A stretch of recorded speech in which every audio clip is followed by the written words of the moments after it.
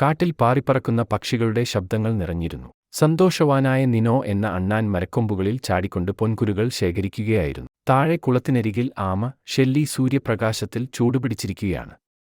അകലെ വിക്കി എന്ന കുറുക്കൻ മരത്തണലിൽ വിശ്രമിക്കുകയായിരുന്നു. മൂവരും സുഹൃത്തുക്കളായിരുന്നു. വിക്കിയും നിനോയും ഷെല്ലിയുടെ അടുത്തേക്ക് പോയി.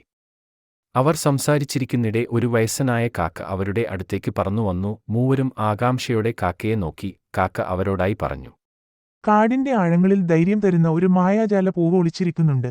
പക്ഷേ അതിലേക്കുള്ള വഴി എളുപ്പമല്ല. മൂവരും ആ പൂവ് ഒരുമിച്ച് കണ്ടെത്താൻ തീരുമാനിച്ചു.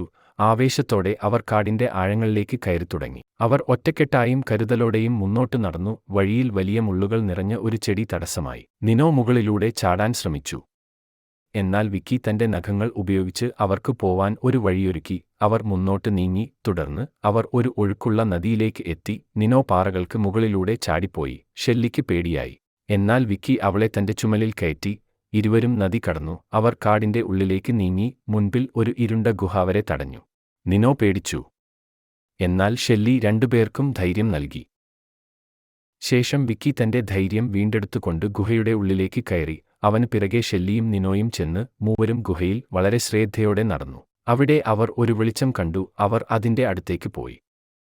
ഗുഹയുടെ അകത്തുള്ള ഒരു പാറയുടെ മുകളിൽ മായാജാല പൂവ് തിളങ്ങുകയായിരുന്നു. അത് കണ്ടപ്പോൾ അവർ ഒരുപാട് സന്തോഷിച്ചു. ഈ യാത്രയാണ് അവരെ ധൈര്യവാന്മാരാക്കിയതെന്ന് അവർ തിരിച്ചറിഞ്ഞു.